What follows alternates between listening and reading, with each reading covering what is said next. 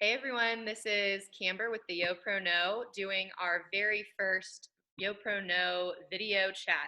We're really excited to have Katie with us today. And before I turn it over to her, just want to let you know that starting today, we're going to have these weekly calls where we interview a different young professional each week to talk about their background, their industry, and then how you can expect to see impacts in those industries right now during the current crisis. So without further ado, I'm going to pass the torch over to Katie Gordon, who's going to talk a little bit about her background, and then we'll dive into those details.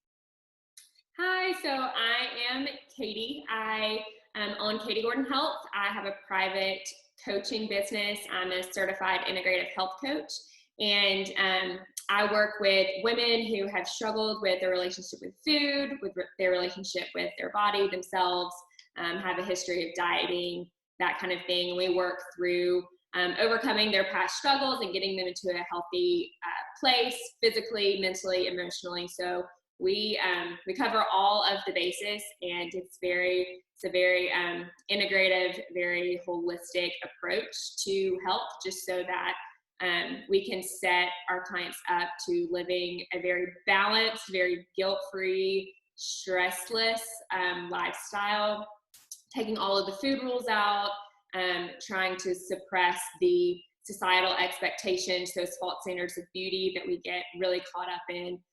We work on dealing with that. We do a lot of body image healing and positive self-talk practices, just to help us find confidence from within. We also look at the nutrition side of things, so not looking at our food as something we have to count or measure or restrict, but something that fuels our bodies, it fuels our souls, provides nourishment in lots of ways other than just for our physical bodies.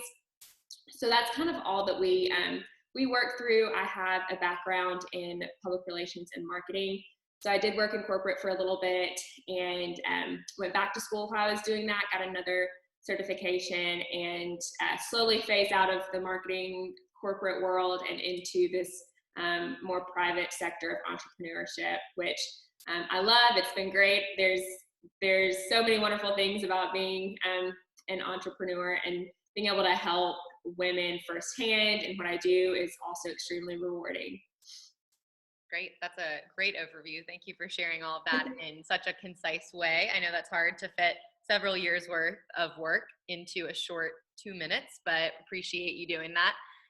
Really quickly, when did you jump into this entrepreneurship sector? What time frame was that? So it's full time. It's been fairly new. I've been in this sector in some capacity, for about a year and a half, maybe on and off, whether it's planning or getting, the foundation set, to starting part-time with clients and just seeing people on the side, to really diving in head first. So I've been full-time for about 7 months now, which has been wonderful. And how things have grown and progressed, and just the way that I'm able to serve in this capacity now far exceeded any expectations or anything I could have done being part-time. So I'm working on 7 months now, so it's still fairly new. There's a lot that I'm always learning, but being here, there's just a huge need that needs to be filled, and a gap that needs to be bridged. And so it's been a great experience. It's been a wonderful transition from being full-time corporate, part-time health coach, full-time health coach. Great. And can you really briefly share what was that point for you where you knew that you should jump into this? It's funny. It was kind of in college. I was never one of those people who had this dream or their life kind of figured out, knew what I wanted career-wise, which I feel like is it's hard when you're so young, because there's a lot of pressure, especially when you're in college or you're choosing a major. Like, you have to determine the trajectory of your life when you are 20 years old, and that's tough. And I had a lot of friends and peers doing just that, but going through my journalism, public relations, marketing classes, they were great and I enjoyed them, but I knew that there was something more. But since that was what I knew so well at the time. That's what I jumped into once I graduated. And it taught me a lot. It definitely did. But I did not love my job that I was at. I didn't love the work that I was doing. And so I had always had this underlying passion, I guess you could say, just for nutrition, fitness, being healthy, I guess.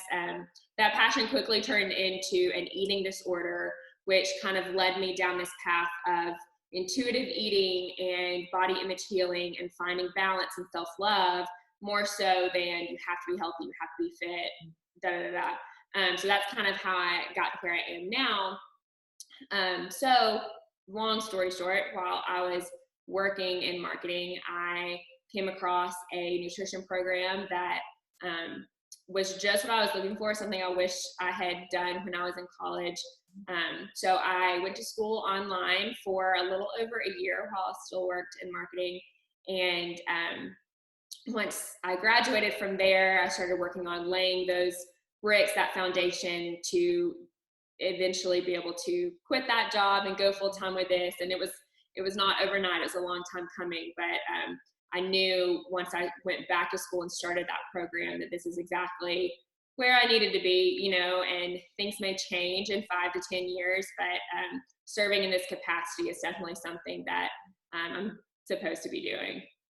Well, it sounds like it. And when you talk about the different paths that you've taken, it all kind of starts to come together.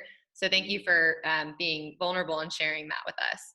So in the last few minutes of the interview, I want to touch on two things. One, what are some tips for young professionals that they can take advantage of during this time, during the current crisis, and then just in general with their overall health and wellness?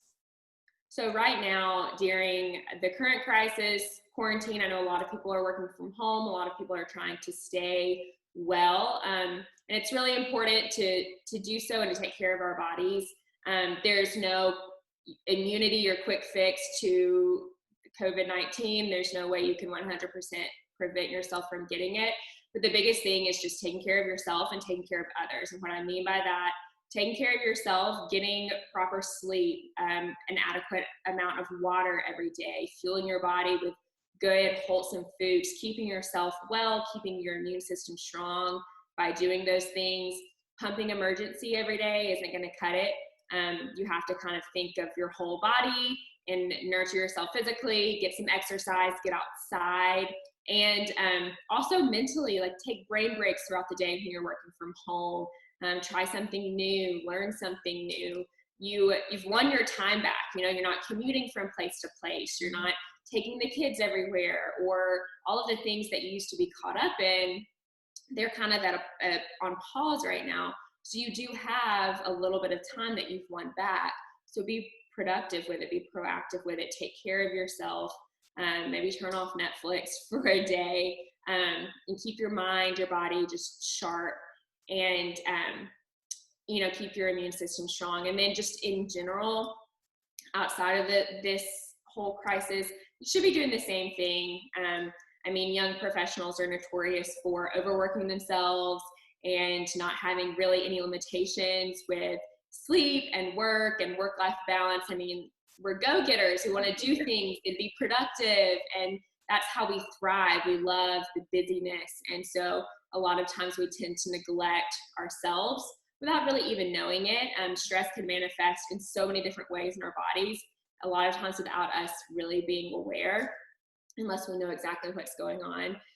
So I always like to tell my clients, keep a running list, like a tangible list, whether it's a sticky note or a sheet of paper, or if you journal, a list of things that make you feel good, that make you feel at peace, that calm you down, and do one or two every single day, just as a stress management practice. Whether you feel stressed or not, it helps you mentally and physically, relaxes your muscles, relaxes your mind. A gratitude journal is a great example of that. Calling your best friend is a great example. Taking a walk with the pup. It doesn't have to be anything extravagant, just enough to kind of just invest in yourself, like give yourself a break, keep your stress levels low. Cortisol can be harmful for our bodies, and we don't want to start managing that once they're extremely high, and we're in anxiety mode. We always want to keep them at a good level. We want to manage that stress because we are determined, and like I said earlier, we love to work, we love to be productive, and we thrive off that and just a fast-paced life, which is awesome. I think it's wonderful, but we have to remember to take care of ourselves too. Absolutely. I think the key thing from that I want to take away is we need to learn. We have this opportunity right now in this current crisis to adapt to these new skills. Essentially, I'm kind of looking at it as skills, but stress can do horrible things to the body. And like you said, young professionals are notorious for just going all the time, myself included.